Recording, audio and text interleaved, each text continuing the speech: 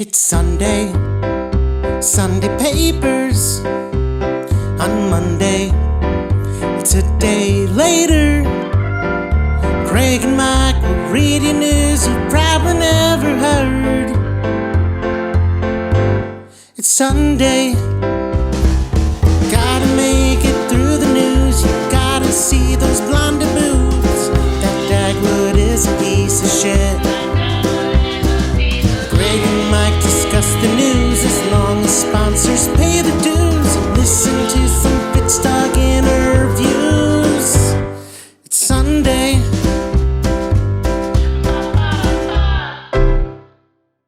Read all about it. It's the Sunday papers. This is the time where you get to sit back and stop thinking. Let us do the thinking for you. You don't need to figure out the news.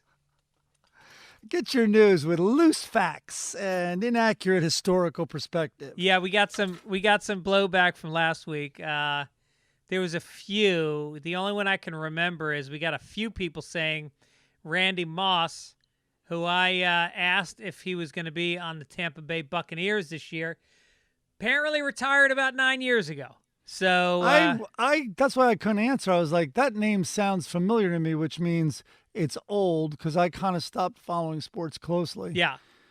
Yeah. So, but there was a few others. I can't remember what they were. But people get very angry. Well, he would fit on the team if he's that old, maybe. Yeah, exactly. And he did play for the Patriots at one point. He did play with Tom Brady. Oh, Yeah. See, I should know that. I just hated them so much. Every Super Bowl, I would just wait to root against them. Yeah, a lot of people did. They were so hated. What? Oh, yeah.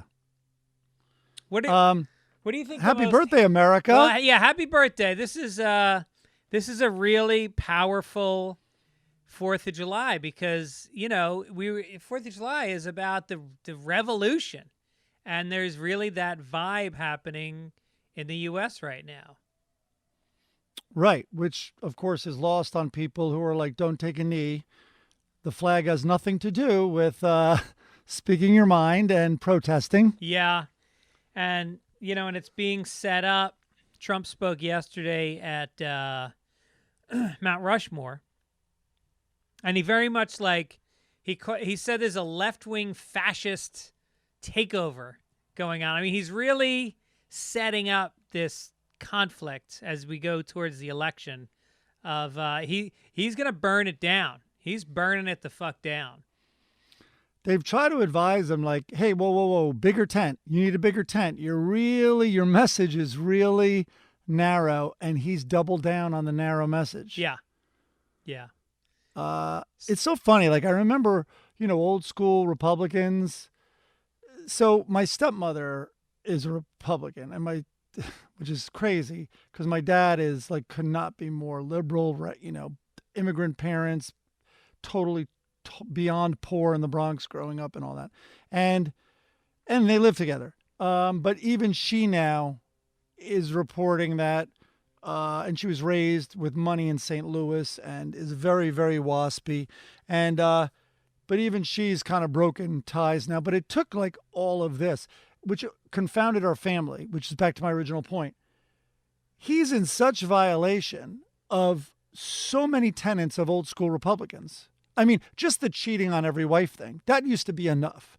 Never mind the fiscal recklessness and irresponsibility of Trump, who just very consistently always drove his companies into the ground, always wound up losing, never made money for his investors, only took care of himself by declaring bankruptcies.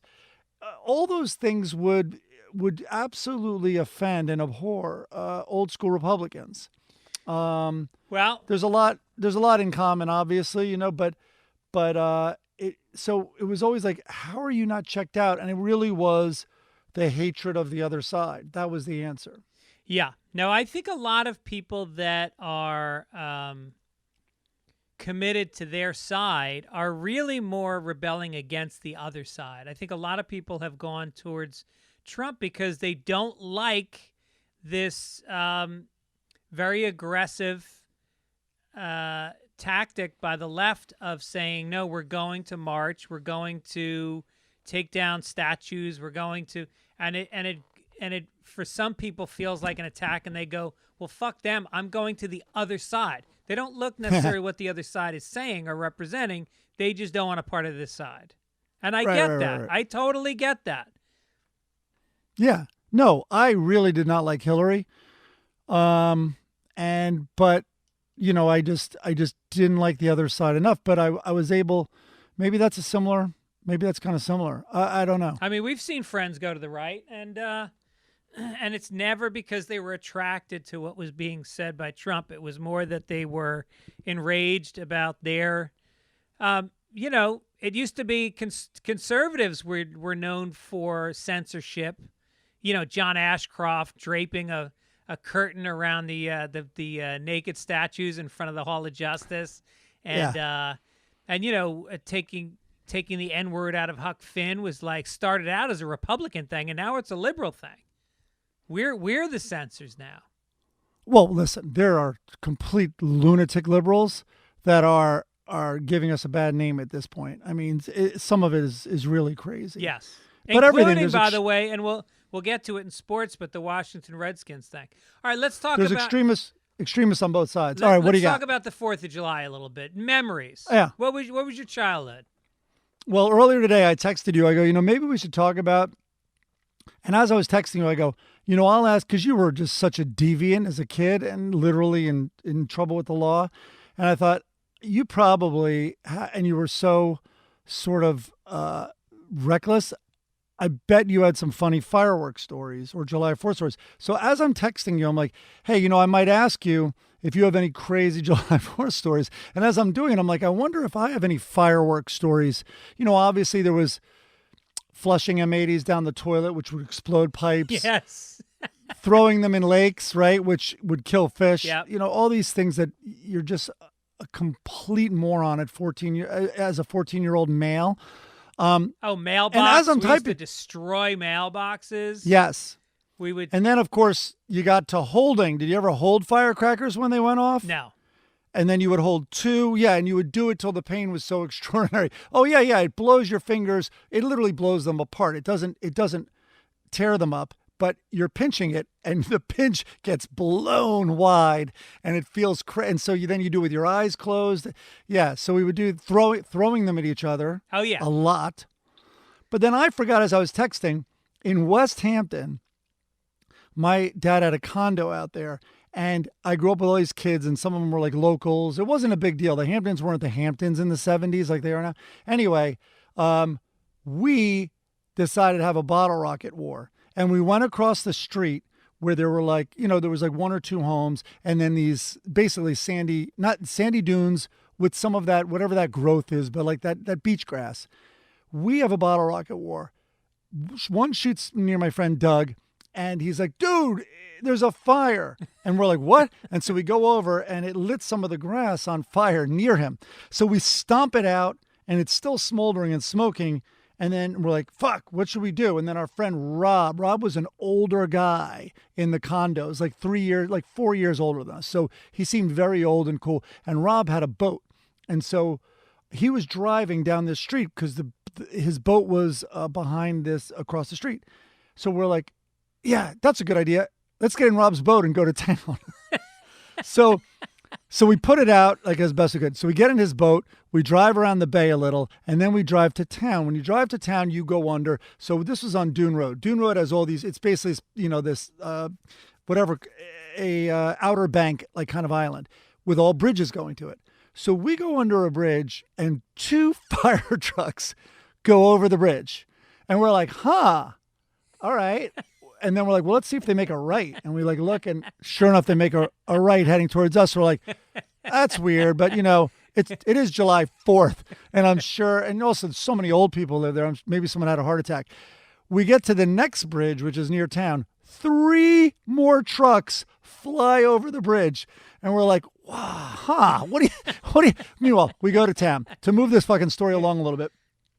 Rob then drives us back. We go back. There is police tape and fire trucks all in the dunes and yard where we were. No shit. And we then see a big burn area. Oh, I forgot to mention this.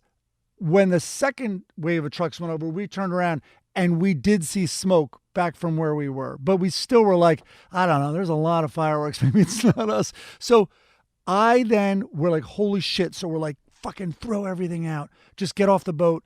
This is our 13-year-old version of being smart and cool. And we're like, just fucking no eye contact with any of the, like, don't even look at the burn mark, which is the last thing you would do if you were acting naturally. You would be like, what the fuck happened there? And we're like, just walk by, just fucking, and then you go to your condo, I'm going to my condo, like fucking, we didn't even see each other today. I walk into my condo, my dad's there. He's like, Mike, hey, how you doing? Your How's fingers are black from holding firecrackers all night. Completely. So my dad's in the condo, and there's a hallway in my condo before you get to the living room area. So I just see him, and he's like, Mike, how you doing? He's like, how's your 4th? And I'm like, oh, And as I came into the room, fucking 3 giant firemen sitting there. No. Yes. And I'm like, oh, and he's like, Mike, sit down. He's like, this, and he introduces me. This is like the fucking fire chief. And they'd they'd like to talk to you. And I just sat down, and the guy's like, so son, there was a fire across the street. Do you know anything about it? I was just like, yes. And they're like, would you have had a hand or any part, or do you know people who, might have been playing with fireworks that caused that fire? I'm like, yep, it was me, Doug, and Scott. And we were having a bottle rocket fight, and we thought we put the fire out, and then we went to town. And the fire chief just looks at my dad, and he's like, well, your boy's honest. Your boy's a rat.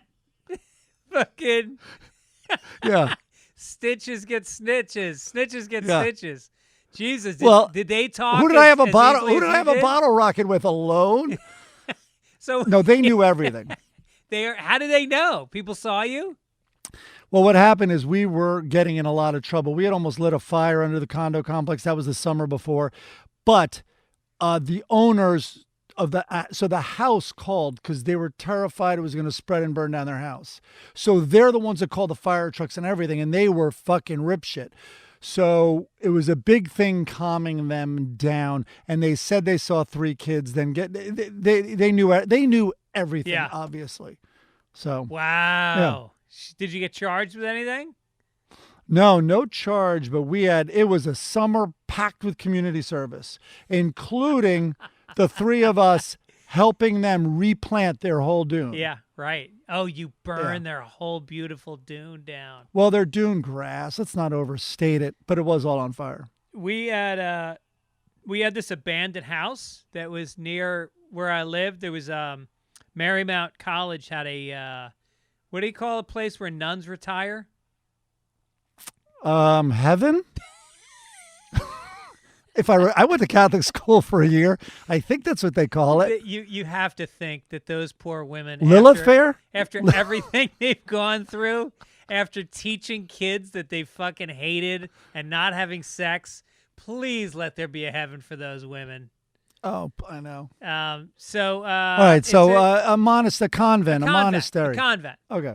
So there's a convent, and they had a bunch of houses, and I guess there was a shortage of nuns. So one of the houses was completely abandoned, and we used to go there and we used to drink, and it was 2 stories, and it was really fucking nice. But we broke a window in the cellar, and we used to go in.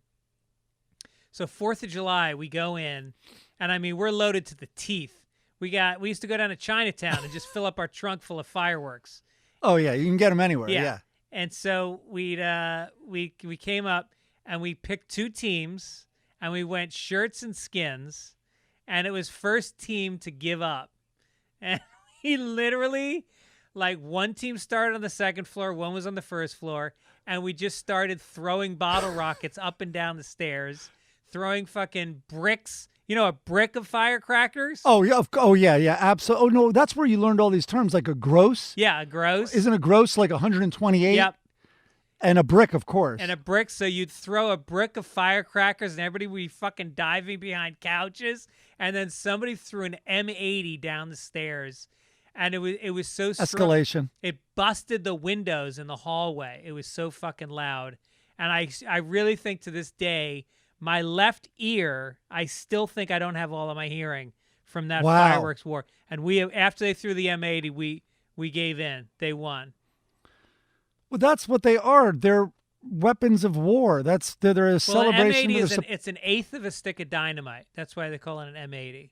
But even the bottle rocket, it's like kids have the natural instinct, which is, oh, these are weapons that people use in battles. Yeah. Like that's what they're mimicking, and Right. that's exactly what we use them as. I don't think I ever had as good of a time as we used to have with fireworks wars, because it really does. It brings out this innate fucking soldier play. Well, the stakes are really high. Yeah. I mean, obviously. Yeah. The only thing I thought of similar, Jeff Brown, remember my roommate Yeah. in college, he told a great story. He had in New Jersey, he had this pair of crazy cousins, and his dad had to watch them for his like brother or whatever. And so he watched them and he didn't know what to do with these animals because they really were like just wild boys, but they were pretty young. And he goes, you just put them in the garage. So he put them in the garage for a while, and then he's like, it's a little too quiet. And he went and checked on them. And when he went in, both of them were bleeding and had darts in them. And he's like, what the fuck? What the fuck are you guys doing? He's like, well, we saw your darts. Like they had like 10 darts in one of those darts. He's like, and so we have a dart war. He's like, but what the fuck they're in? He's like, well, we didn't know how to keep score after a while. So the new rule was you couldn't take it out. And the goal was they were going to play until there were no more darts and to see who had more in them. He had to rush them to the hospital to get tetanus shots. But we were all looking for those stakes, and something exploding Yeah, is yeah. huge stakes. Oh my God, that's hilarious. Yeah, I got in a fight with my brother, and he ran out of my room, and I threw a dart, and it hit him in the Achilles tendon, and I downed him like a gazelle. He just went down. That's perfect. All right, should we do some news? What? Extra! Extra! Read all about it! Extra! Oh, you have a paper too. Look at this in stereo. Double it down, baby. All right, What do you got? top story. Top story. Oh, what is it? There's so many. Well, they announced. Well, Trump's niece. That's a good story. His niece. What's her name there? Yeah, I Mary. forget. Mary Trump. Right. So she wrote this tell-all memoir, and they've been fighting in court about whether or not her non-disclosure agreement is valid, because her lawyers are arguing that they misrepresented how much the family had, and so she settled for a smaller amount based on lies, and so they're contesting it. And one of the things that's going to come out in the book is that in this nasty court fight, Donald Trump and his brother and sister, at one point, because it was all about Fred Sr., his money, and Fred Sr. had cut off, I guess Mary had cut her off.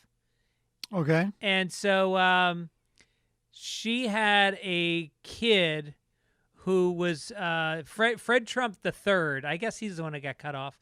His infant child was born with severe health issues that required expensive, intense care, and they cut off the medical benefits for the baby. Whoa. Yeah, over the court battle over the will. Was her dad the alcoholic who Trump refers Yes. to, his brother? Okay. Right. Okay. So, Wow. So I still don't know what's coming out of that book, but I think it's going to be, she's very anti her uncle. When you are actively supportive of the Klan, and then you don't support your sick granddaughter, Yeah. that's a special kind of person. Yeah. I was just thinking about, And also, like, didn't he supported Nazis as well, right? Or Nazi, like skinheads or neo-Nazis or whatever the hell the group would have been. what, Fred Sr.? Yeah. Oh, I don't know. I just know that there was a lot of Trump's father, I'm referring to. yeah, he was indicted on, or convicted on, preventing black people from renting in his buildings in New York, but I think also in I want to say Chicago, but I'm not positive. Yeah. Well, anyway, I think I can safely say there are ties between Trump's dad and the Klan, I think, and maybe even anti-Semitic groups. I think I can safely say that, but we'll get fact checked. I'm just I'm worried about my nieces and nephews now writing books about me, because I know with my nephew Rowan, and he went out for the Navy SEALs. He got like 99% of the way into the Navy SEALs, and then he got cut off in the last fucking testing of it. He's from South Africa. He grew up in New York City, and then he moved to South Africa when he was like 9 because his mom was from there. Toughest played rugby. So anyway, he's been staying with us, and because he just got a job working security for this billionaire. He literally trails a billionaire all day.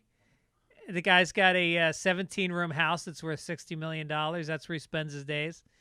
And so lately, I've been trying to molest. And the nephew just procures all the 14 and 15-year-old girls. Exactly. That's cool. Yeah, he's a butler. He calls him a butler because he's getting butt. He's getting some butt for them. I like that. No, and so I've been molesting him lately, like not literally, but like I keep saying to him, I feel like I'm remiss as an uncle because I never really fondled you. So I keep trying to grab his dick, but he's twice my size, so I can't get in there. You're like, rent's due. I'm here to collect.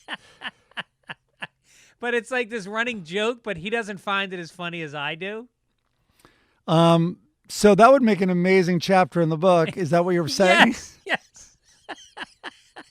Well, maybe it's like, by the way, maybe we're not giving that story credit. Like maybe he could just look in her eyes and like, you're going to fucking write a tell-all book about me and try to hurt me. Fuck your health insurance, you little baby. Because the goal here is you die before you can even put words together. Right. I can see it in your eyes, you little outlaw. Or your MS is so shaky you can't type a fucking sentence any longer. Other big story is let's transition directly into Ghislaine. How do you say her name? Ghislaine Maxwell? Yeah, maybe just G-H-I-S and then Lane. Yeah, Ghislaine maybe is the L silent. Anyway, dude, last night I started watching the documentary. You've seen it, right? Yeah. I think. First of all, it's a really well done documentary. Yeah, it's very well done. I couldn't stop. It was late. And even falling asleep, I'd be like, no, like fighting through it to watch more. Because they really know how to end each one, like to have you stick around. And I did not know the breadth of it. I did not know how organized and how many girls. Yeah, it was a factory. And it oh was, my God. And it was really like a pyramid scheme where he would get one girl to come in, indoctrinate her to get her friends, and then she'd get paid as a broker to bring the friends in. It was like this whole sophisticated campaign. And it was like, how many different girls do you need, you fucking sicko? He was getting like some girls alone would just say, yeah, no. Then the second massage that day, I'm like, well, Jesus. Wow. Yeah. Yeah. Yeah, I almost had to stop watching. It was really disturbing, and she was as evil as he was, you know? So they got her.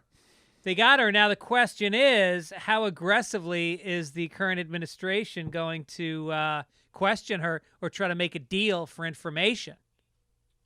No, I think first of all, I'm so sorry I don't have the person that did this, but I don't know if you could see it.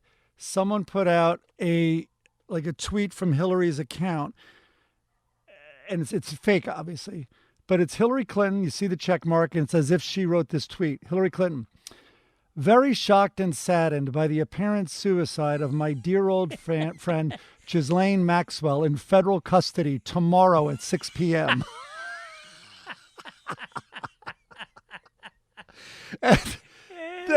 I mean, come on. All of the rich, like how many countless rich people want her dead? Oh, dude, the royal guard is gonna be watching the jail cell, so that Prince Harry, but she's in Boscawen Yeah. or Boscawen, New Hampshire jail. Yeah. There's no way. Yeah, she's not gonna survive.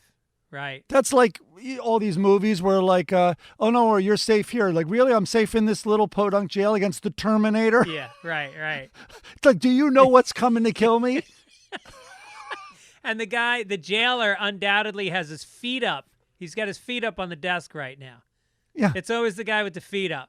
And he's got the keys. Snoozing. The keys are dangling on a hook behind him. Big ring on the wall. Yeah. He's got a shotgun. He's got a shotgun rack, but it's locked up behind glass. He's never going to get there in time. He has no idea. They probably won't even go there. They'll like poison the water on the way. They'll do something so high tech. Yeah. But she must be terrified. If Or there are death maybe she wants pools, to kill herself. She just moved right to the top of those fucking death pools. I mean, the Jeffrey Epstein, like, the one time the camera goes out for an hour, and it's like, okay, what about the guards?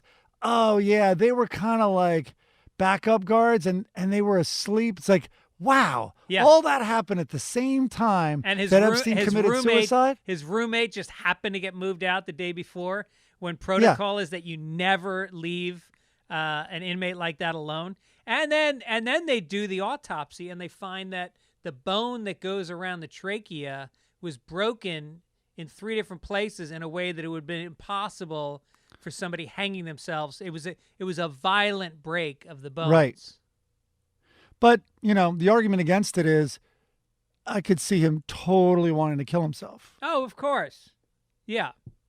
Especially when you see the hubris. Like, each one of the documentaries opens with him in a deposition, and he is, and the people deposing him, the lawyers, talk about, like, one of them interviewed a psychiatrist about, can you profile this guy for me? And he did, and he's like, oh, he is a classic narcissist. And he's like, so what's the best way to get under this guy's skin? The lawyer asked the psychiatrist, and the psychiatrist tells him, he's like, if he is no longer he wants to be in control. He is comfortable in control. And then if you undermine him and criticize him, and so the questions they would open up and ask him, so he couldn't even handle like unsavory questions. So then when the writing was on the wall that he was going to jail for, like, I'm sure he wanted to be in control and kill himself. But too many people wanted him dead also. Yeah, it was amazing. And I guess we'll never know. I think we might. I think people like those guards maybe can be bought to tell their story. Yeah. Well, do you think this woman will talk? Do you think they'll give her amnesty if she talks? I don't know. So she's going to be transferred to New York City early this week, I guess. It says she faces 35 years if convicted on the charges she's facing. He says she knows too much. He said she might take matters into her own hands, or that someone else may want to silence her to stop her from spilling information. She's 58. I don't know. She's a survivor, though.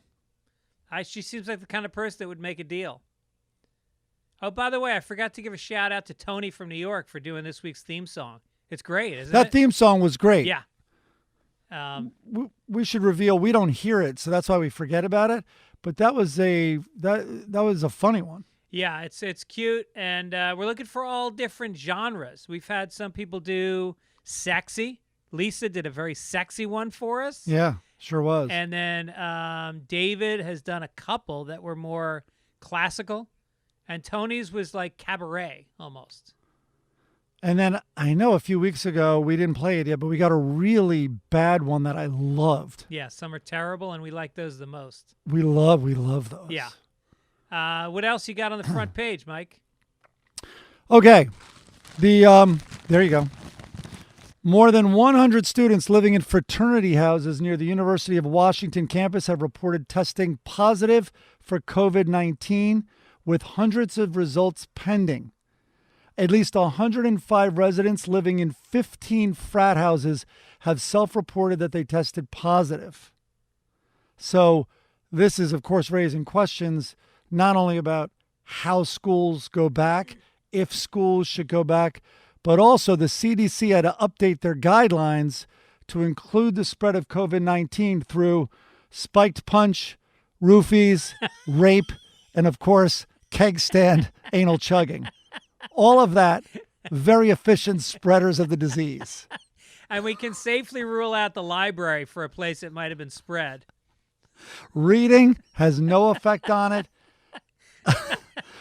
Doing anything good, being worth fucking anything has nothing to do with it. Yes. They got to check the paddle. They got to check everybody's asshole and the paddle to see if that's how it spread. Putting olives in your anus. Yep. waddling across a giant kitchen and trying to drop it into a beer bottle that also spreads it. Drinking beer through a guy's ass after a rugby game. Oh, no, that was you, Mike. Yes. Did you ever do that in college? That was the anal chug. Yeah, you guys, I peeled off and went rugby team for a while at BU, and yeah, we did a lot. That was the anal chugging I was talking about. You guys were fucking. It was like all we tried to do when I lived on Alston Street with Pete Scott and Dudley and Bill. We used to throw parties, and our number one goal was to not have the rugby team show up to the party. And Pete was the president of the rugby team, one of my roommates. And so, Pete joined my second year on the team or something. He was great. So then you guys would all show up, and it was like you and Jeff Brown and Jerry, and these guys would show up and get shit-faced. They would harass every girl till they left. And then I remember I had this kitchen table that had been in my family for like 30 years. Yeah. And they jumped up and down on it until it collapsed. And then they laughed. There were some, as Trump likes to say, there were a couple of bad apples, and there were generally the good people. There's good and bad on both sides. No, but I would realize whenever sometimes I would ditch them and then get to like your party, and then they would show up. And then when that happened, I knew I would have to stay because they would respect, like if a rugby player was like, no, don't steal all their stuff, whatever it was. And it wasn't really stealing. It was getting rowdy. Yeah. I mean, they were playing rugby for a reason. They still had this crazy fucking testosterone drive. Yeah. So, and I remember there was a girl, they all lived in one apartment, and there was a girl that one of them had sex with who was kind of loud, and they put a microphone under the bed with a speaker in the living room. Yeah. So you could hear her yelling at 3 times the volume.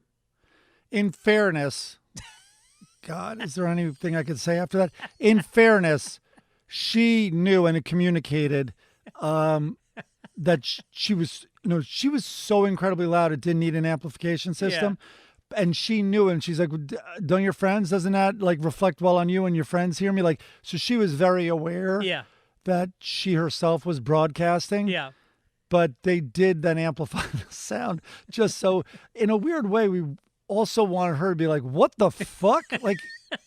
like hearing almost like a musician or a singer like puts their head like, turn it down, it's too hot, it's too hot in my ear, I can't even sing anymore because the feedback is so hot, or the loop or whatever. I remember that when I was the night before graduation, I had a girl came up from Tarrytown. I had a bunch of my boys come up from Tarrytown for graduation. There was like a dozen of them. And they brought up this girl who she was like this girl who I was like really good friends with. And we had friends with benefits. And so she came up and we had sex in my room, and she was loud. And and all my friends, I had a dozen people sleeping in the living room and the guest room, and 5 roommates. And I just remember she was singing. She was singing that night. And the next day it was, I did walk out with a little swagger the next day. Yeah, I was going to say, this is like a humble brag minus the humble part. I don't know. I was waiting for the humble part. Hey, look, I peaked senior year of college. What can I say? Yeah. And it turns out I was passed out. I didn't know how loud she got when she was playing with herself.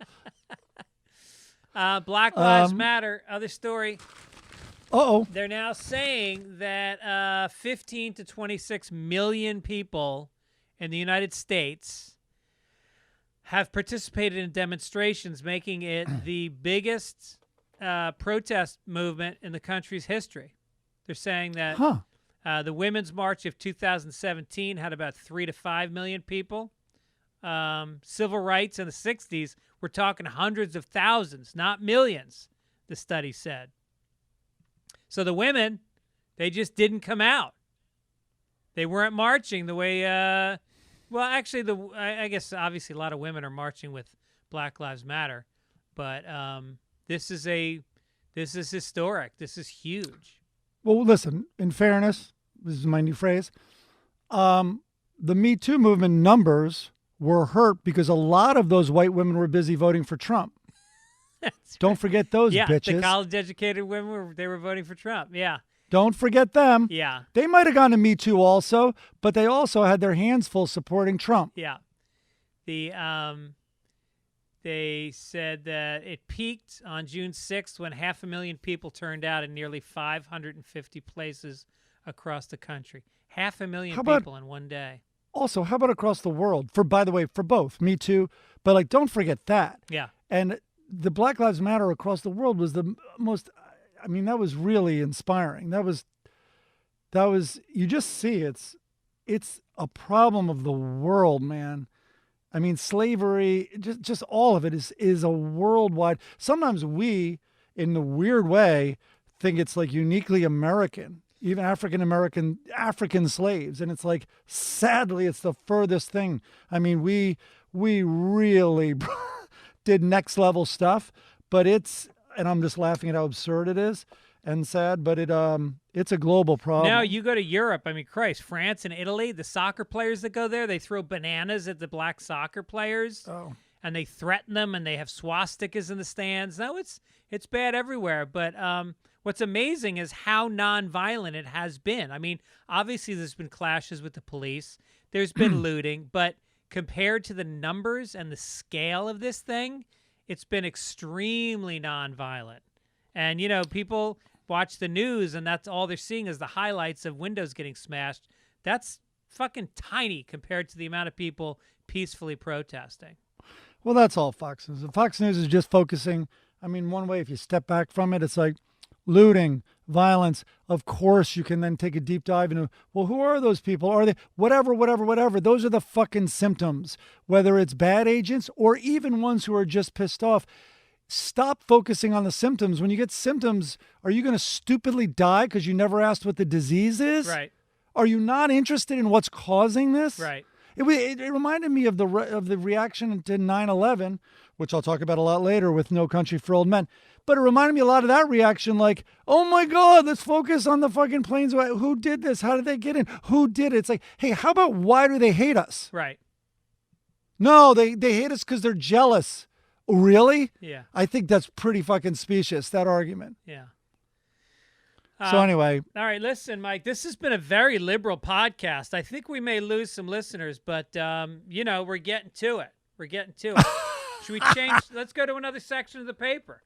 You want to do entertainment?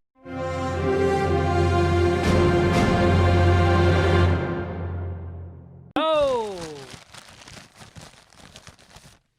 Big story this week, Mike. We both sat down and watched it.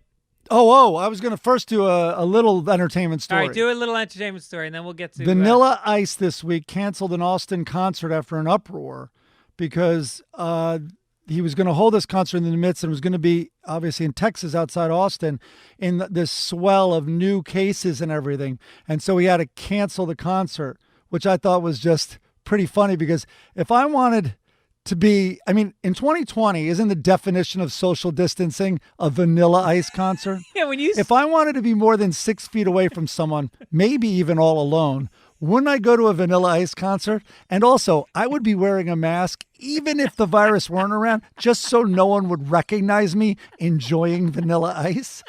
It's like you said there was an uproar. Was it a roar? Was there an actual roar? I think Vanilla Ice might have put out this statement. I think it was an an murmur. uproar. It was an up whisper. There was no roar. So then I read Vanilla Ice, he played the same venue in 2019 and he attracted 1,800 people. But this year he had only sold 84 tickets to the event. No shit, really? That sounds like they will be 10 feet apart. Yeah. No need certainly for an uproar and definitely not for a concert even. You really wonder, like, I mean, some people have had comebacks that really, you know, were maligned in their day. But what happened to Milli Vanilli? Are they going to come back? Well, you would need Vanilli. Oh, that's dead. right. He's dead. Was it suicide? I think so. I would imagine. Yeah. I would guess. And I'm sure he did it exactly the same way someone else did it and just copied it.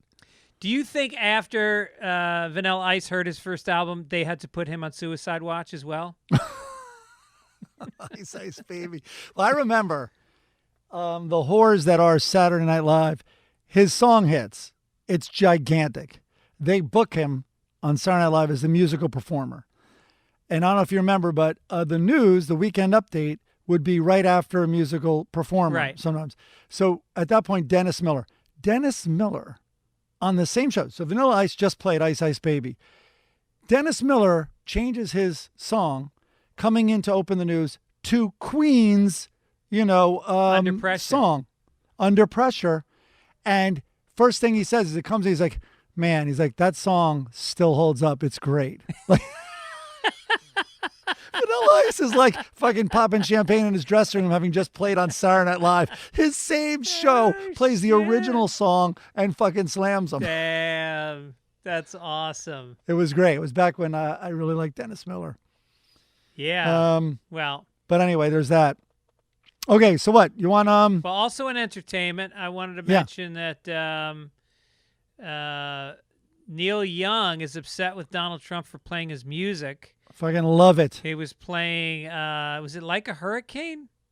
3 songs, believe it or not, and Neil Young addressed 2. Rockin' in the Free World, was that the other one? Rockin' in the Free World, and it was Hurricane, I think.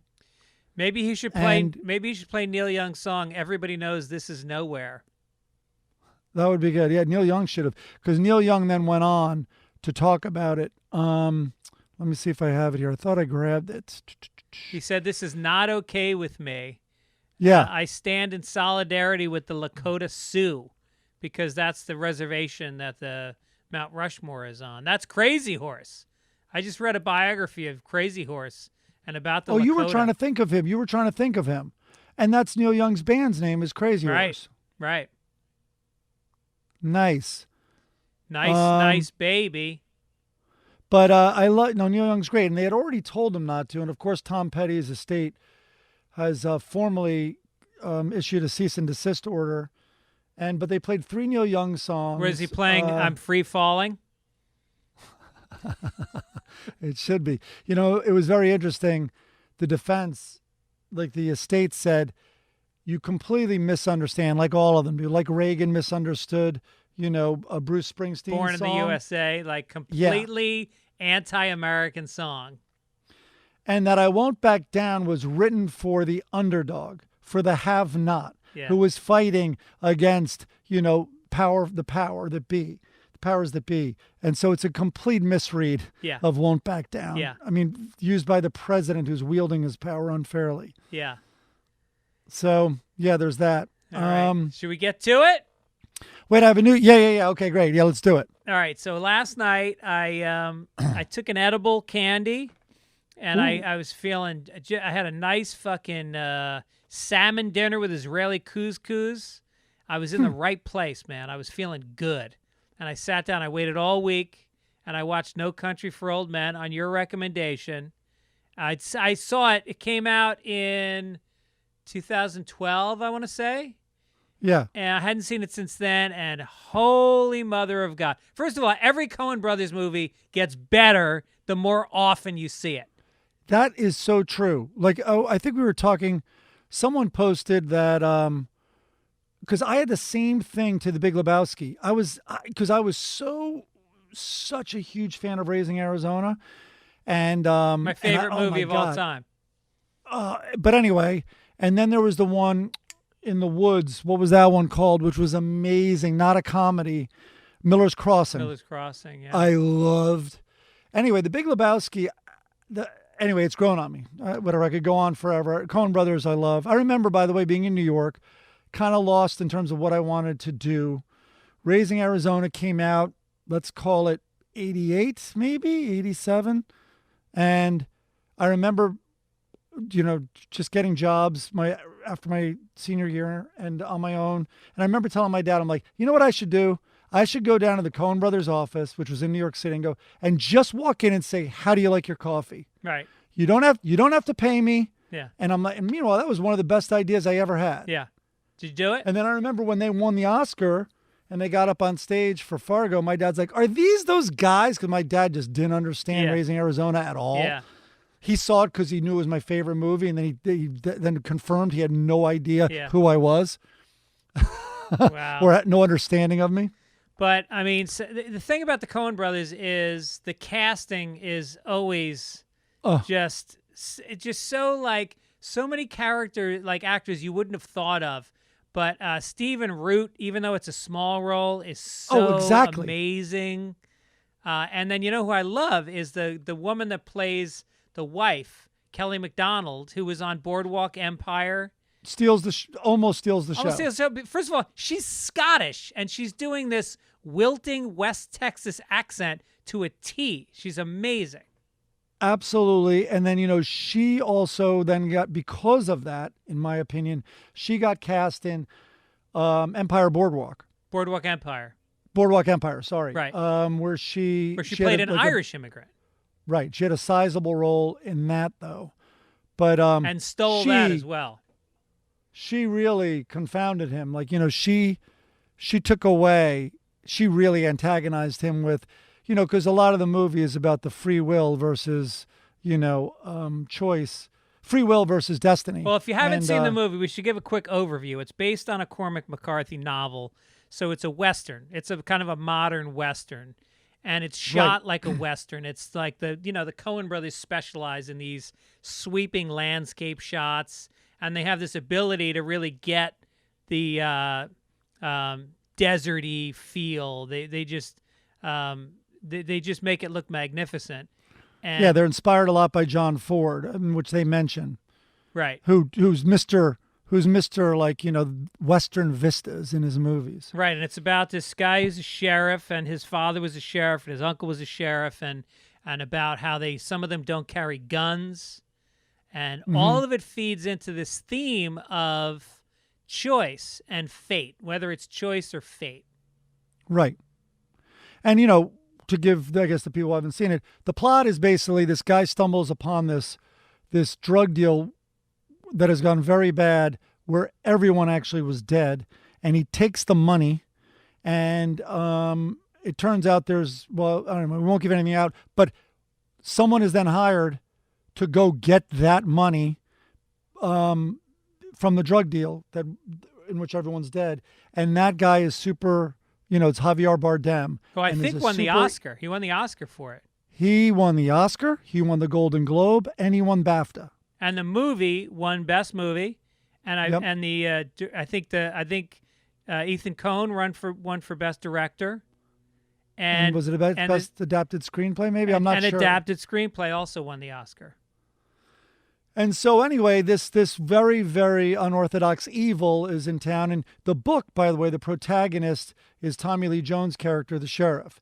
And they spent a lot more time with him. In this, they switched it, and it's a lot more on the guy who finds the money. What's his name's character?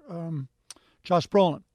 And so anyway, it is a little bit of a cat and mouse chase of this guy trying to get his money while the law is trying to capture Javier Bardem's evil character. And and it's amazing. So, all right, should I just try to do my theory in less than 2 minutes? Let's hear the theory in less than 2 minutes. The clock is starting now. Okay. It's not going to be less than 2 minutes. Okay, No Country for Old Men. So Cormac McCarthy wrote this in the early 2000s. And the book came out in 2005, and the Coen brothers film came out in 2007.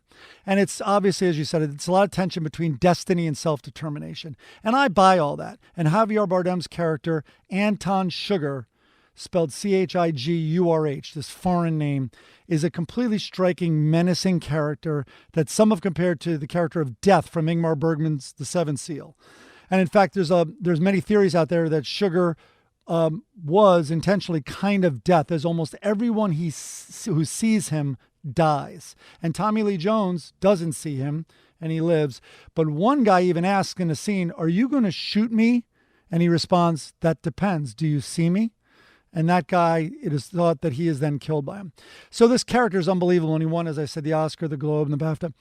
So my theory, which cannot be proven, so calm down, nerds, but you can't convince me it's not true, is that, and it might even be a bit unconscious on Cormac McCarthy's part, is that this movie is a direct allegory about 9/11 with a very thin veil that it tells the story of George Bush versus terrorists.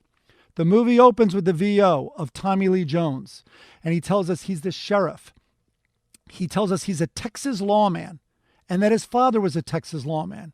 That describes Bush Jr. and Bush Sr. Bush Sr. was the director of the CIA, and of course, both of them were, under the powers of the second article or whatever.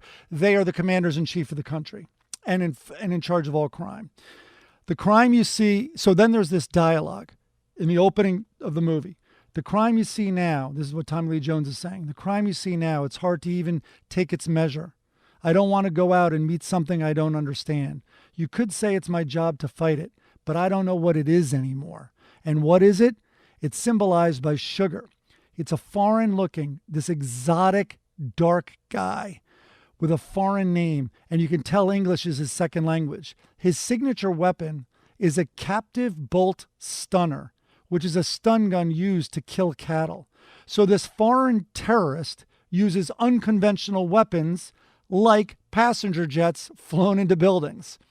When Tommy Lee is told about this unconventional way he's killing people, the camera often finds him sitting there speechless, trying to wrap his mind around it. And it made me think, remember when Bush was first told about the planes going to the buildings when he was in that classroom? He kept reading the book. When he kept reading the book to the kids? Well, then he stopped, and there's famous footage of him just sitting there. Now, I used to criticize Bush, by the way, just an aside. I used to criticize him because I hated him so much. But I thought back to it. If I was sitting in a children's class reading a children's book, and a guy came over and whispered, "Sir, a plane just flew into one of the World Trade Centers, and it's on fire." And he goes, "But that's not all, sir." A few minutes later, it happened again. Another plane flew into the other tower. Bush, to his credit, sat there speechless. I would have been like, what the fucking fuck in front of children? Well, because it's almost like one guy is telling a story to a bunch of kids, and another guy is telling another story to a kid. A very adult story, a very grown-up one. Right. And then Cormac McCarthy is telling this story where he's thinly, as I said, disguised it. So some more dialogue, which is throughout the whole movie. All that at the Eagle Hotel, it's beyond everything. And this is interesting. He shoots the desk clerk one day and walks right back in the next and shoots a retired Army colonel. Hard to believe. He strolls right back into a crime scene. Who would do such a thing? How can you defend against it? Let us not forget that 9/11 was the second attack on those towers. Right. The Twin Towers were attacked by a terrorist truck bomb in 1993. The bomb detonated below the North Tower of the World Trade Center and the intention was the North Tower would crash into the second tower, bringing both towers down and killing thousands. Ramiz Youssef carried out the attack with the advice and funding from his uncle, Khalid Sheikh Mohammed. Oh, guess who he is? He's the mastermind behind the 9/11 attacks 8 years later. Youssef also got into the country illegally, and some of the 9/11 hijackers obtained fraudulent passports from Saudi officials, also gaining access into America illegally, which is talked about. More dialogue. It's all-out war. I can't think of any other word for it. Who are these people? And then more of the dialogue, because I'm going to talk about the borders in 1 second. You can't stop what's coming. It's the tide. It's the dismal tide. It's not the one thing. No, not the one thing. I used to think I could at least in some way put things right. I don't feel that way anymore. I don't know what I do feel like. And then Josh Brolin is an Army vet. He's the guy who's running from this evil. And he's completely mismatched from Sugar. And there's a very specific talk about American borders, and I'm almost done. The official at the border in this one scene, because Brolin went over to the Mexican border, and now he's coming back to the American border. And the official goes, and it was very unusual dialogue where I watched it. I'm like, why is that in the movie so specifically? And the official goes, who do you think gets through this gate into the United States of America? And he goes, I don't know. American citizens? And he's like, some American citizens. Who do you think decides? He's like, you do, I reckon. That is correct. And how do I decide? I don't know. I ask questions. If I get sensible answers, then they get into America. And if I don't get sensible answers, they don't. Is there anything about that you don't understand? So there was all this like, who gets into our country? And it's this, again, this soldier who is going to get killed by this evil terrorist. Anyway, I'm just going to talk about the last scene. I'm done, which is probably the most famous scene in the movie, which is the coin toss. Yeah. Now, 9/11, which is what I think this was based on, and that Cormac McCarthy sat down and wrote this after 9/11, not understanding this new wave of outlaw, not understanding, and it's too much for Bush. Bush couldn't handle it. He literally couldn't handle it and was lost. Never mind him then attacking the wrong country after it. But he just didn't know how to react to it. And then it was on 9/11. I never knew this. Did you know the thinking of why it was 9/11 that they attacked? Hitler's birthday. That's just when everyone gets high. That's 420, right? It's written that it was 9/11 because in September 11th, 1683, is when the King of Poland began the battle that turned back the Muslim armies from the Ottoman Empire that were attempting to capture Vienna. For Osama bin Laden, this was a date when the West gained dominance over Islam. And by attacking on this date, he hoped to make a step in Islam, winning the war for worldwide power and influence. Now, I'm sure people could poke holes in that. I know Osama also said, do it as soon as possible. You just said Obama. I know I did. But Osama bin Laden said, just do it as soon as possible. But I thought this was really interesting. So here's the scene. Sugar's name is spelled so weird, confronts this old man. It's towards the beginning of the movie. And he wants to flip a coin to determine this guy if he's going to kill him or not. And he goes, you need to call it. I can't call it for you. It wouldn't be fair. It wouldn't be right. And the guy, old man in the store, is like, I didn't put nothing up. Sugar's like, yes, you did. You've been putting it up for your whole life. You just didn't know it. You know what date is on this coin? No. 1958. It's been traveling 22 years to get here, and now it's here. And it's either heads or tails, and you have to say it. Call it. So I'm like, what's 1958 about? Iranian Revolution. Incredibly specific. I Google 1958. The first thing I see, Beirut, 1958, America's origin story in the Middle East. Swear to God, that's the first thing I see.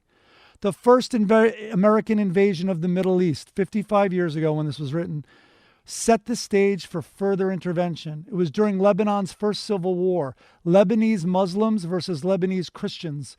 Muslims wanted to join the newly created United Arab Republic, while the Lebanese Christians wanted to keep Lebanon aligned with Western powers. We went in. So, anyway, that's, to me, I could sound like this numerology lunatic. I just think it's too much of a coincidence.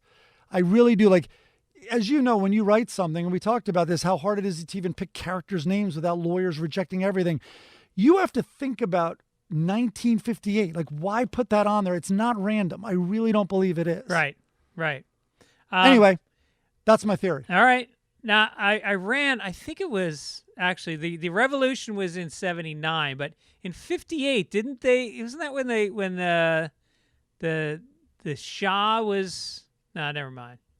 I don't think it was. I mean, I looked this up, and it's just known as we went in. It's kind of referred to as Lebanon's first civil war because it didn't quite escalate to civil war. Right. But it was the Muslims versus the Christians, and the most important thing. All right, well, that was exactly 10 minutes. And again, if you're listening, it's the Sunday Papers with Mike and Greg, kind of a comedy show about the news that happened 9/11. This week.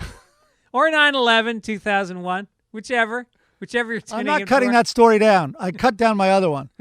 Here, you want a short movie theory of mine? Next week, we're going to talk about how Dumbo is a metaphor for World War I. Nope, you ready? Here it is. E.T. is nothing more than Mary Poppins. Okay. Supernatural being comes down from the sky, befriends the kids, keeps secret against the parents, kind of fixes the family situation, goes back up in the sky. Unbelievable. Mike Gibbons, divorced, alone in a condo, smoking pot and watching movies. That's the name of this segment. Woo! I love it. You want to go to sports? I have scores. Let's do some sports, baby.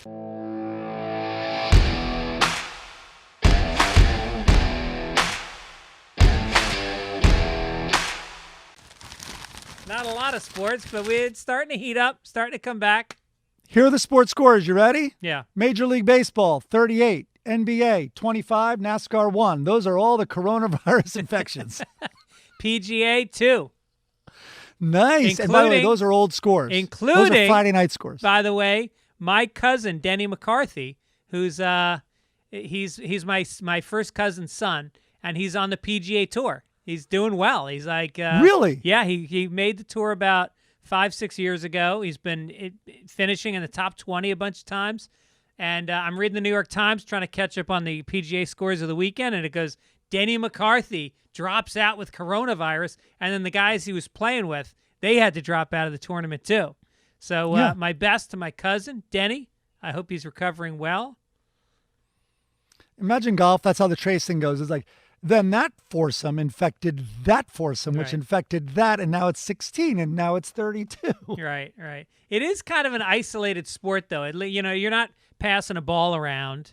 You're pretty much, it's just your caddy. Outdoors. Your caddy is, you're outside, and, you're hitting the ball with a club, and then your caddy's the one touching the ball. So it's just you and your caddy pretty much. And as we know, if you're one of the top golfers, you do have women in every port, so you're infecting all of them. Is that what golf is known for? No, they're back in the good old day. Yeah, I'm sure back in the good old. I think Chi-Chi. And as soon as it was called out, they lost their biggest star. Oh, that's right. Yeah, I know Chi-Chi Rodriguez. He stuck his sword in a few along the way. Remember when he used to make a putt? He used to take his putter and he would do the Mexican hat dance. He'd throw his hat down and he'd dance around it, and he'd stick his putter into his belt like it was a sword. It's fucking Finally, fantastic. a little pizzazz in golf. Yeah. Other thing in sports is Nathan's famous hot dog eating contest was on Saturday. Joey Chestnut once again won. Guess how many hot dogs he ate? I heard he ate only half of one because he was trying to eat it through his mask. But that beat all the other ones. 75 with buns. Wow. In 10 minutes. That's his 13th title. And that's his 1,000th career dog in the competition. Coney Island allowed betting this year. Really? Yeah. How? Nobody was there in person, but they, I don't know. They must have done it through OTB or some online thing. Yeah. Well, that's how desperate they are for sports. I mean, I read that in the sports section. I mean, it's something you train for. You train for it. And don't think Joey Chestnut's not getting laid. Yeah. Well, he's going to have to be on top because I don't think anyone can sit on that stomach. And they'll definitely be, it'll probably be with a guy because he eats wieners. Oh, boy. That was a really bad joke, and I apologize to our listeners everywhere, around the globe. Let me go back to talking about No Country for Old Men to erase that joke from their memory. Well, wait. As long as we're still in sports, did we already talk about the Redskins? No, let's talk about the Redskins. You had news on that, didn't you? I mean, I can read you what happened. I don't have any jokes. We covered this a few weeks ago. Did we? I think I brought up it was a Black Lives Matter reaction, and the Redskins decided to do all this positive stuff for their Hall of Fame, former player, right, who's a black player, and all honoring this guy under the Redskins banner, which I thought was a joke. Yeah. Well, the counter to this is that they've interviewed Native Americans, and 90% of them checked the box that said, I don't give a fuck. And so, and the original coach of the team and a lot of the players were Native American at the time, which is why they were called the Redskins. So, is that true? 90% of them? 90%, Mike. It's another fucking fascist takeover by the snowflake libtards. Lies, damn lies, and statistics. Yeah, I don't know what poll that is. It was 90%. That's very high. I'm going to look it up as we talk. Yeah, no, look, I think their point being, they have much bigger issues they'd like to deal with than a fucking football team logo. Well, maybe it was asked that way. Like, here's 5 issues. Rank them in, here's 10 issues. Rank them in the order. Yeah. But of course they have bigger fish to fry. Holy shit. New poll. This is in the Washington Post. 9 in 10 Native Americans said they are not offended by the Washington Redskin name, according to a new news Washington Post, a liberal rag poll. That's the Amazon paper of record. They did a survey was conducted of 400 individuals, and there you go. I know on Thursday night, Nike, it's a weird way they wrote this in the article, and this is the AP. Nike appeared to remove all Redskins gear from its online store. Wow. Nike said Friday, this again, we should have the Hall of Fame of pretty empty gestures. Nike said Friday it has shared its concerns with the NFL over the name and is, quote, pleased to see the team taking a first step towards change. So that's how great of Nike. Maybe they'll tell all their children to stop making Redskins gear. Yeah. And Redskins merch. Yeah. All the young children in China who make their shit. Yeah, and when they make their fucking sneakers, their Air Jordans that kids in the inner city fight and kill each other over because they're so expensive, at least there won't be Washington Redskins logos on them. It's crazy. All right. All right, let's go to science.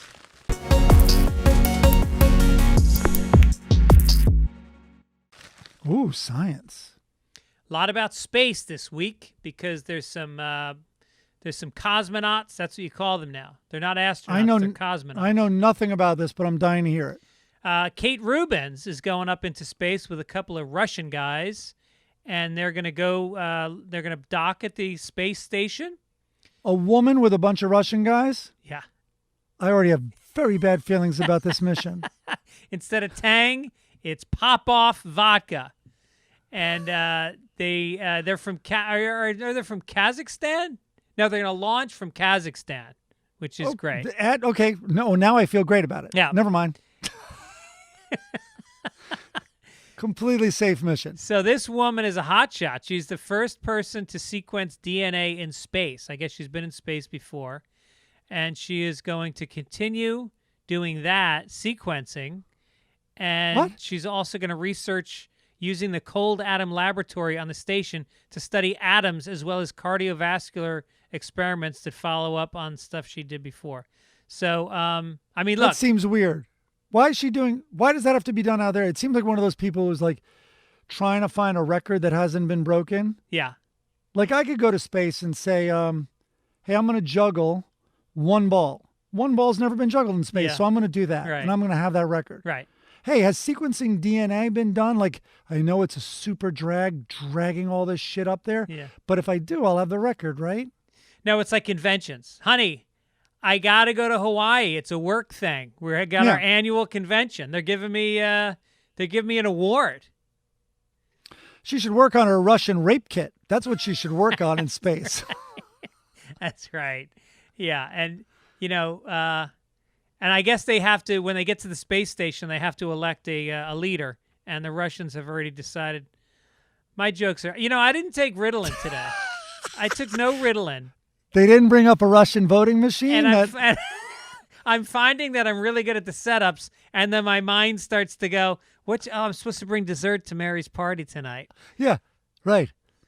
No, go ahead. Spit out the joke. Then there's NASA is putting out a $35,000 reward for anybody that can design a toilet that can be used on the moon. I already have it. It's called the moon. We all piss and shit on Earth. Why is the moon any different? Yeah, right. It's sometimes our shit goes through a dumb device that has spinning water and spins it right into our river and water systems. Yeah. Well, I guess zero gravity might be an issue with taking a shit, because gravity really is the key to taking a shit when you think about it. Oh, it's when you're taking one in the wild. Yeah. Oh my God! And, imagine. And I know when I take a shit, as a 54-year-old, when I was young, a shit was like pouring out canned peaches, man. It just flowed. It was crisp. One That's wipe. disgusting. Hopefully it was a little firmer. Nah, well, So your shits were all syrupy and delicious? I had a lot of semen in there. Okay. And then one wipe. Wait. Hold on. My mic went out. Sorry, it does that. Anyway, back to peaches. Go ahead. One wipe, clean white sheet. They call it a surrender because it's a white flag. You like saying that, yeah? And now that I'm 54, there's the initial gravity, and then there's the shake. There's 20 seconds of trying to shake a Klingon off so that my wipe doesn't become like a scoop. I want to wipe. I don't want to scoop. Yeah, you don't want to start spackling. By the way, I got one of those cold water bidets. Have I told you about it? Yeah, I got a picture of it from you. It was a video. Not the video. Videos of are you on the pictures that move, Mike. Getting bideted. Is that a verb now? I got bideted for the first time on Instagram if you want to watch it. But I'm not going to lie to you. Not a fan. It's not doing its job. Because I don't mind that it's cold water. That's fine. It gets a little hot back there. I don't mind cooling it off. But you have to turn it so hard that your anus is a little bit prolapsed. You've just pushed something out. Oh, boy. And your innards of your anus are exposed, and now you're blasting it with water. It fucking hurts. And then when I wipe it off, I got water from my butt crack through my taint on my balls. It takes twice as much toilet paper to mop up all the water. It's like a woman is upside down in your toilet peeing all over your undercarriage. That's right. Spraying it everywhere against gravity. That's what it would be. By the way, the moon's not going to help women's pee situation. That's for damn sure. Only going to get worse. If you could imagine female peeing getting worse, try it on the moon.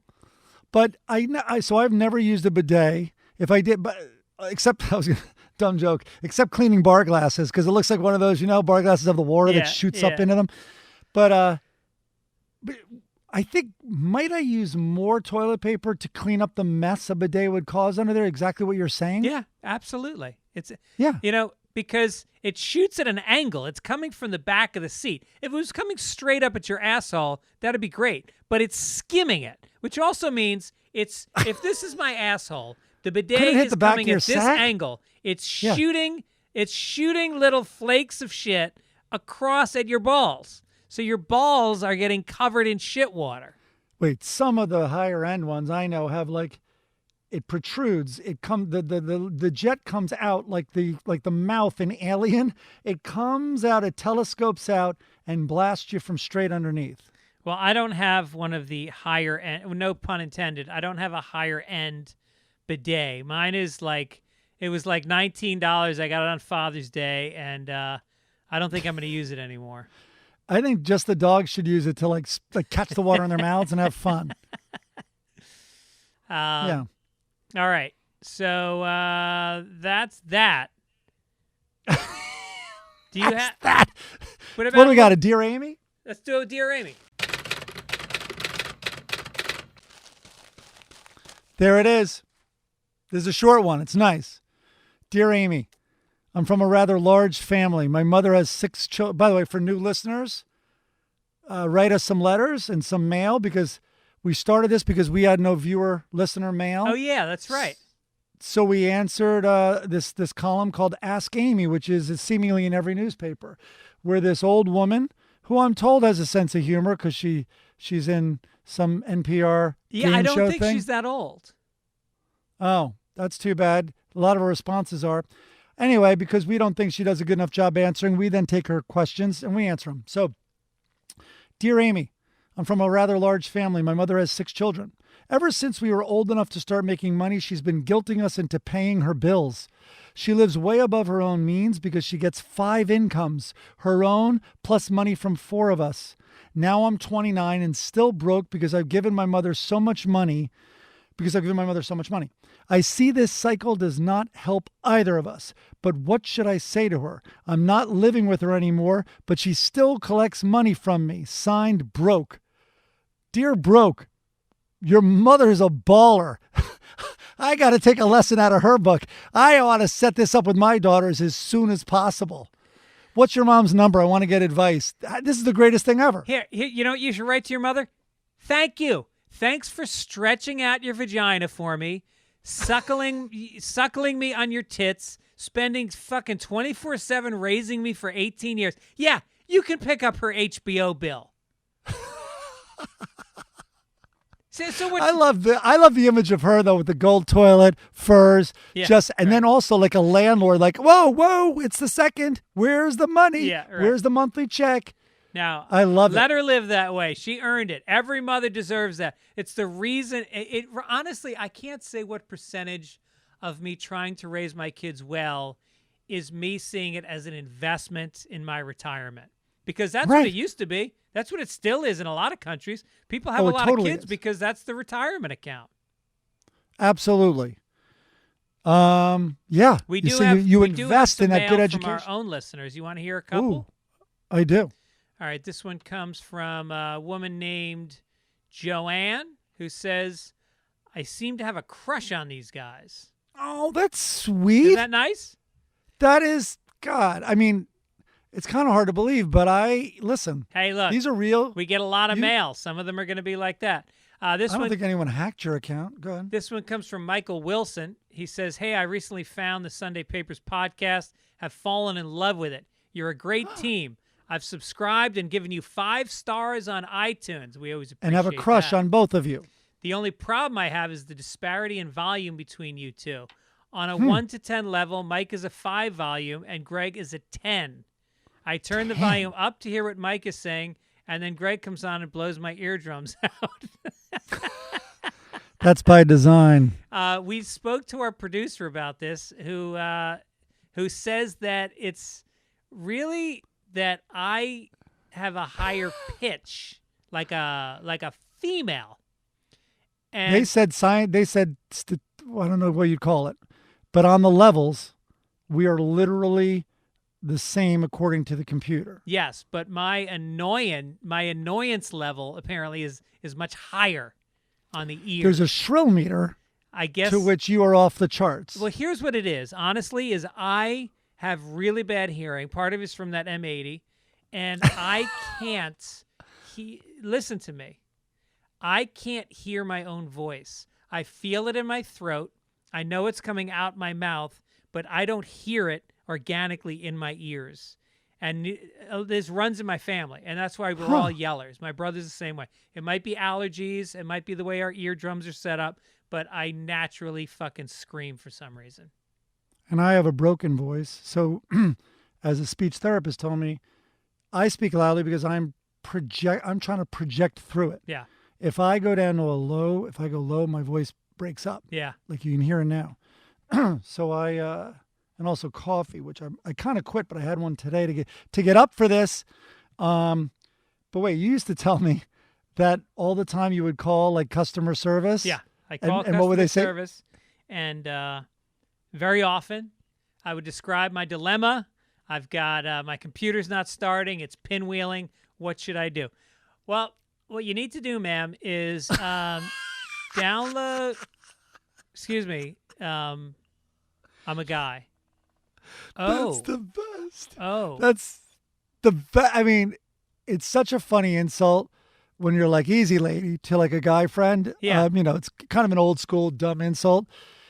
In our defense, in fairness, we do it on a meta level because it's such a dumb joke. We're making fun of the joke, but it used to be. But when someone unintentionally does it, there's nothing worse. I'd like to speak to your supervisor. Yes, how can I help you? Your operator is very rude and has hurt my feelings. Well, ma'am, let me send you some perfume and some flowers and maybe... Yeah. Oh, your clothes weren't delivered. Oh, ma'am, this is the men's department. Let me transfer you over to high-pitched ladies.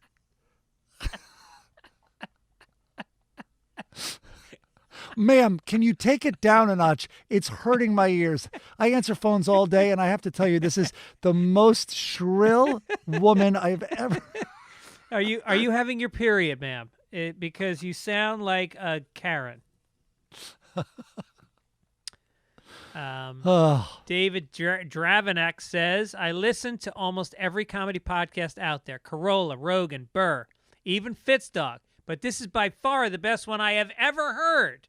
Whoa. And as an aspiring cartoonist who was rejected numerous times back in the day, it's great to see you guys rip those piece of shit cartoons a new one. My only regret is that it's not daily. Well. Does iTunes have a chart for rejected cartoonists? Because I think we'd be trending #1 with a bullet. I think so. All right, let's look into that. Finally, well, thank you very much, rejected cartoonist. You learn from rejection. There's no such thing as writing, only rewriting. You know that. And then finally, David Kimmel says, I'm a huge fan. I think you're one of the best stand-ups of all time.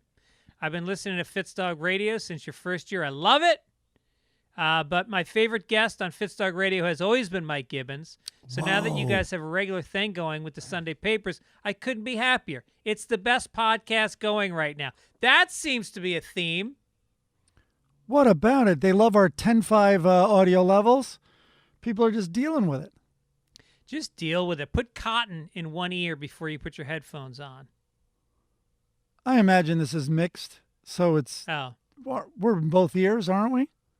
When I do the raw feed of mine, usually I plug it into 2 different channels on my recorder, and it actually is one person in each ear.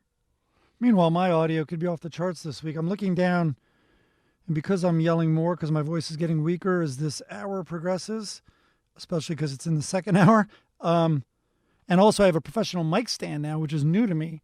So this thing's right in my face. Yeah, it's called Mic Tech. It's called Mic Technique. Yeah, I looked it up. Yeah. Thank you. You brought the mic stand over. Of course I did. It's very, very happy that you're improving your quality. The closet. We have. Clearly, I haven't bought any new clothes, but these are sound deadening, and they're doing fine. Is that where you go when you're angry and you just yell into the coats? Yeah. God, why don't I have a joke for that? Yes. By the way, this is a slipper that's literally in here. Trump. These are Trump slippers for listeners who are not watching on YouTube. And someone gave them to me as an ironic gift. They stayed in a hotel, and you get these for free. That's amazing. I'm going to wear them to vote. And if they're Trump slippers, shouldn't they be like a size 5? They should be a size 5. You just use them to kick around the have-nots. Should we do a little business, or should we go straight to obituaries? Oh, well, let's go to obituaries. And that's all, folks. Because I think I know who you're going to talk about. Obviously, we're going to talk about the late, great Carl Reiner, where if you're in the comedy business on any level, he's one of these guys that there's just a handful of people that you would never hear anything negative about. Well, actually, really no. is. People attack him on the right because he was very vocal against Trump. But in terms of his comedy career, the guy started out Your Show of Shows, did 137 episodes of Your Show of Shows with Sid Caesar. He created, produced, wrote, acted on the Dick Van Dyke Show. He's in my heart because of the 2,000-Year-Old Man, which is a collection of bits that he did with Mel Legendary. Brooks. They came out on, I think there was 3 different albums that they put out, which my father gave me a box set of the albums when I was a teenager because we used to listen to them all the time. And that was like a real bonding thing for us, was listening to the 2,000-Year-Old Man. And that's cool. And so he gave me the records when I was a teenager. I still have them. And then I would listen to them with Owen. We would play backgammon, and we'd listen to the 2,000-Year-Old Man when he was like 8 years old. And he loved them. And then so when I had Carl Reiner on my podcast about 6 years ago, I brought the box set, and he signed it for me. Wow. Yeah, but That's I reposted great. the interview. If you guys want to check it out, I put it up a few days ago, and it's already got like 3 times as many listens as any of my other podcasts. Everybody's it was a very important podcast to me. Maybe a top 3 of the 800 something I've done, and what an amazing guy. He is. And I had him on a couple of shows as just as a guest. I didn't have the intimacy kind of you had with him, but he just charmed everybody. He was just so nice, so humble, and a real legend. I mean, kind of did it all. Hey, you know what I didn't look into? I wonder what Steve Martin, because didn't Steve Martin do some movies with him, right? Well, Carl Reiner co-wrote and directed The Jerk. Of course. And then, oh yeah, right. And then All of Me, was Steve Martin in All of Me? And then Dead Men Wear Plaid. I think there was more. I think he directed a bunch of those. Yeah. So, and he won 11 Emmy Awards, Grammy Award, Mark Twain Prize. And you know how many times he did Carson? 60 times. Are you serious? Yeah. So, look, the guy was, 98 or something? 97, 98 years old? He's up there. I think he was 98. And still sees sharp. Mel Brooks almost every night. He what? And saw Mel Brooks almost every night. Yeah, I think they used to have ice cream and watch. They'd watch TV shows and movies together. Order dinner and watch movies. They had a whole ritual. What a life! I read 2 of it. He wrote 3 memoirs. I read 2 of them, and just such a full life. I mean, this is a guy who went to it must have been the Korean War, right? Would he have been the Korean War? Might have been World War II. No. No. Well, Korean War was the 50s. That might be right. Yeah. He was born in 1922, so could have been either of those 2 wars, actually. Shit. Anyway, I know he was in the war on drugs. That's right. And people don't talk about that one because all the shame of having lost it so badly. He also told me this great story about how he was. Oh, it was World War II. It was World War II because he was shipped overseas. And he was in, I can't remember what country, and they were getting suited up, and the next day they were leaving for Japan, going into a hot spot in Japan. And the RSO, what do they call the entertainment wing of the military? I think. Yeah, RFO? No. What did I forget? Whatever it's called. Is it? They came through town, and one of the comedians dropped out, and they needed somebody to fill in. And he had some comedy routines that he had been doing back stateside. And so a buddy of his was in the RSO or whatever it's called, pulled him into the show. He fucking kills. And they arranged to have him stay with them and stay on the tour and not get shipped off to Japan. Whoa. Possibly saving his life. Right. Isn't that amazing? Imagine how desperate you'd be at that point. I'm like, yeah, I'm a ventriloquist. My dummy's at home, but just if you give me 1 week, I will have a dummy. Right. I'll make it in the canteen. I do this bit where I beat the shit out of myself until people laugh.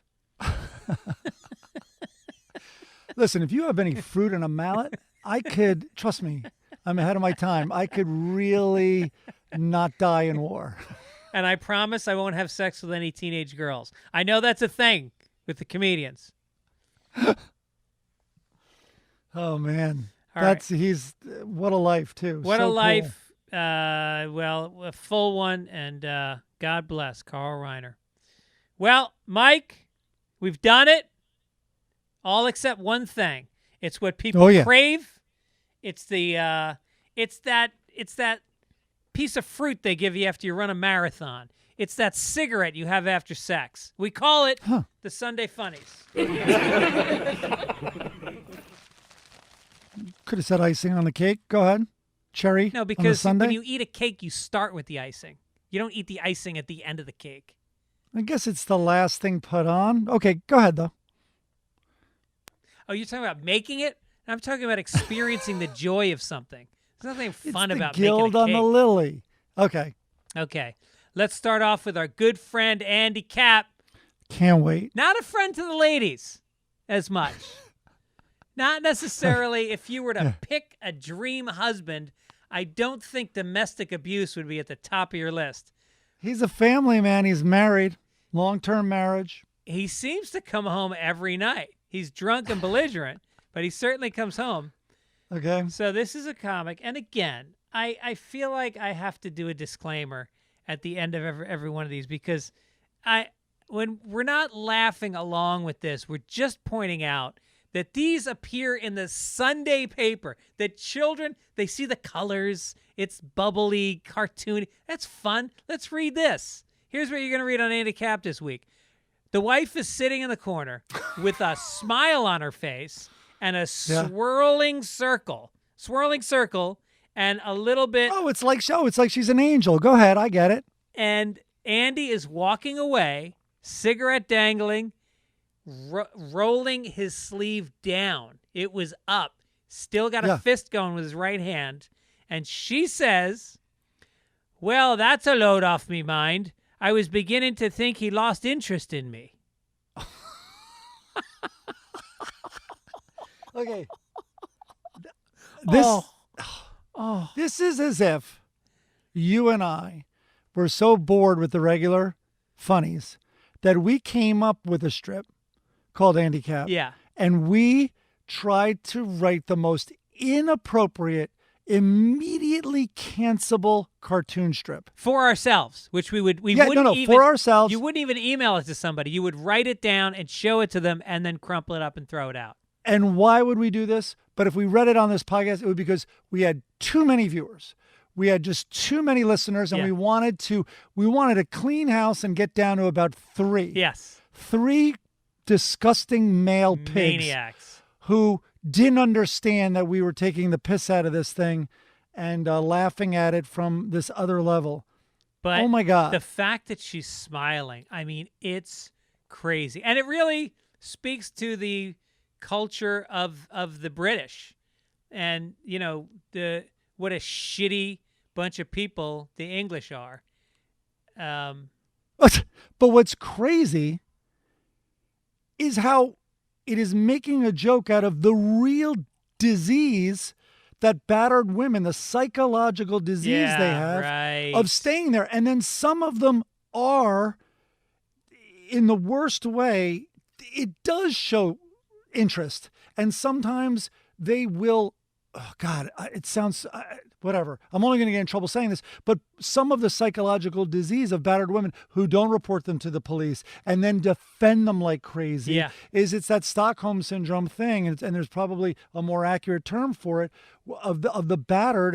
And it is in this perverted way, like he still loves me. And this joke is squarely on that unbelievable problem. Yes. Oh my God. And creating a dynamic where she wants it so much that who knows, maybe she's pushing his buttons to get his attention. Which does happen. And please trust me, I'm not fucking saying anyone deserves it or asks for it. But sometimes the battered woman, in completely, again, psychologically off missteps, does instigate it. Yeah. Well, knowing it's coming from this monster.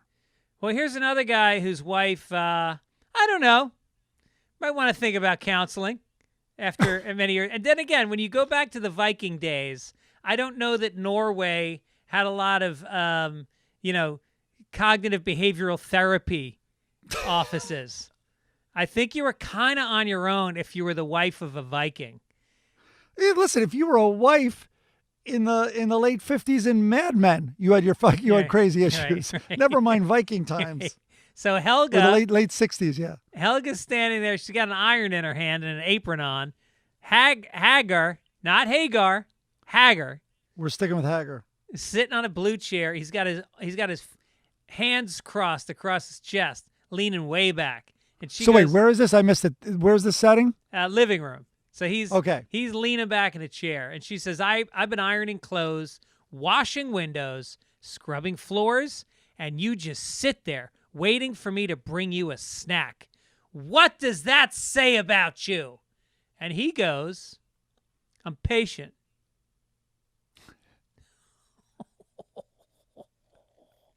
She has just laid out for you how imbalanced this relationship is and how much she's given.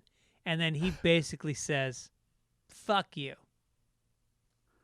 I got a little distracted because I thought his response was going to be, what's a window? but that's how ignorant I am. Right. Glass had probably been around. When was the glass age?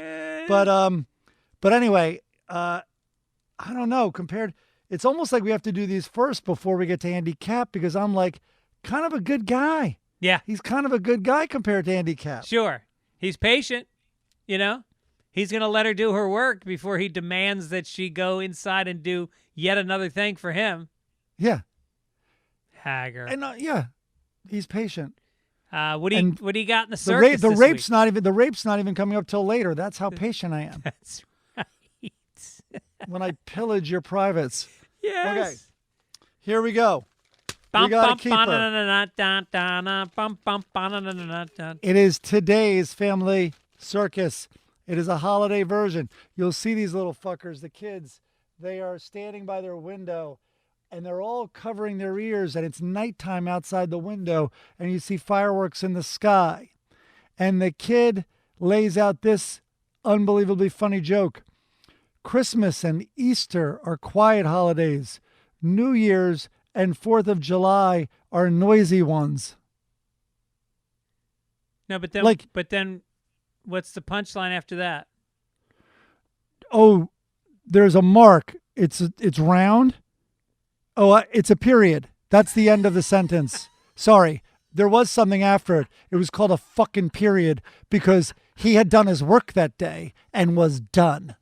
So his big leap, the entire creativity of this strip is that he connected New Year's Eve to 4th of July in terms of there being fireworks. That was it. I went back and read it because I'm like, surely there's a joke. Like he took a holiday that's not known for being loud, but maybe there's a ruckus and there's a commentary on that holiday because the kids are saying it's loud. Yeah. I don't know. I mean, I don't even know what that holiday would be. But Rosh Hashanah, when our loud Jewish neighbors go at it. I don't know. But anyway. Father's Day, when mommy has sex with daddy. There's that. But how about, I have a pitch for rewriting it. Just put underneath the picture, I quit. Just put I quit. Or I've given up. Or help. How about just write help? Clearly you're struggling. What the fuck is this, honestly? It's crazy. It's wrong now. He should just give his 2 weeks notice in the strip itself. Yeah. Yeah. Christmas is not that, by the way, quiet of a fucking... Christmas is probably loud as shit in that house with these little kids. Yeah. They're ripping presents open. There's 9 of them at the table. Yeah. Yeah. Oh. So crazy. All right. Is Thanksgiving loud when your uncle beats your aunt at the table? You don't even have to go dark. Just make an effort. Holy shit. Well, things are about to get sexy. Oh, I can't wait. Dagwood, that piece of shit, thankless eunuch, is sitting at the table. He's doing a crossword puzzle. And you can hear from outside, honk, honk. And now he's struggling to fit another piece in. Honk, honk again. Now Blondie comes in. She has on a fuchsia top. It's a button down. But considering when these strips were done, dangerously lowly buttoned. And the two breasts, it's not just that they're full. It's not just that they've got a little under. There's side breast. Slower. There is side breast. And the color of the fuchsia shirt set off against her yellow curls, it just pops. And she says, honey, can you finish that jigsaw puzzle after work? Your carpool is getting restless. He screams at her. But I've almost got it. So then he's got his coat on, and he's finally on his way out, and she says that puzzle will still be here when you get home. Honk, honk. He says, I'm down to 20 confusing pieces. And then she walks over to the table. Dog is walking next to her.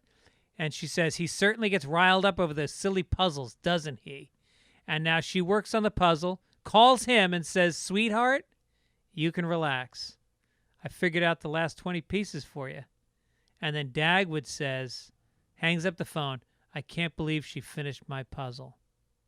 Yeah, Dagwood, you know why? Because that's what she does. She cleans up your pathetic messes, you fucking zero. She's in the habit of coming in and making you food and getting you dressed because you're a helpless fucking loser.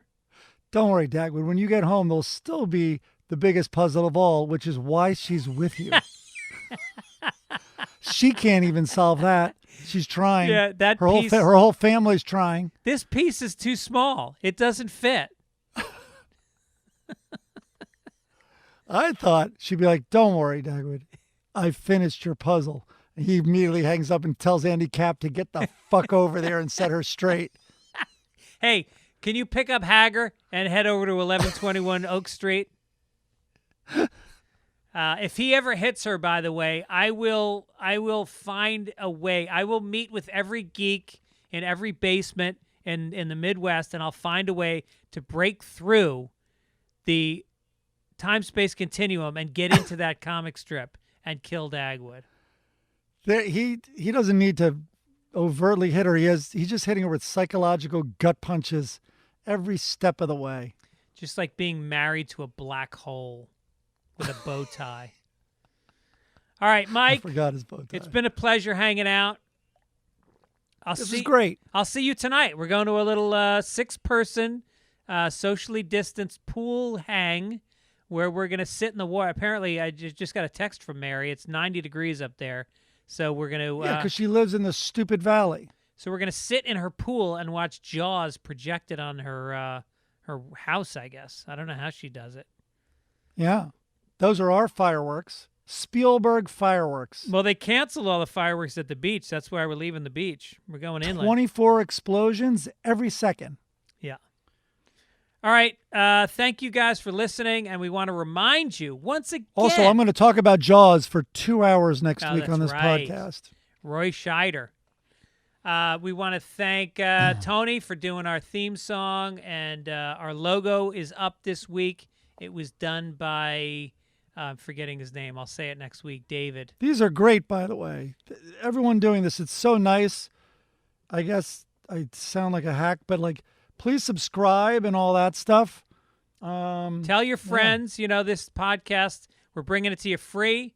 At a certain point in the next couple of weeks, we're probably going to introduce some kind of a, I don't know, some way of monetizing it. We haven't thought about it too much, but we're going to do it in your home for a nominal fee. And if you want to also get more of me, I'm on Fitzdog Radio every Tuesday. That comes out this week. We've got Mark Normand as my guest. And then my podcast, Childish, with Allison Rosen, comes out every Wednesday. And if you want to go to fitzdog.com, pick up a Grapefruit Simmons t-shirt or subscribe to the podcast. And then you could reach me on long movie reviews no one asked for.com. No, also reach Gibbons at Gibbons Time on Instagram and Twitter. All right. Sure, I have to be more active on Instagram. But I put up these clips when we find funny ones. Yeah, follow them. It's a good follow. All right. All right. See you tonight with my M80, motherfucker. We'll see you next week when you can hear all the news that you missed the week before. Wrap it up. Put a fish in it. Take it out. Throw it in a bird cage. I'm gonna burn Mary's house down tonight. See ya. Take it easy. Take it easy. It's Sunday papers. On Monday, it's a day later. Craig and Mike will read you news you probably never heard. It's Sunday, gotta make it through the news. You gotta see those blonde boobs. That Dagwood is a piece of shit.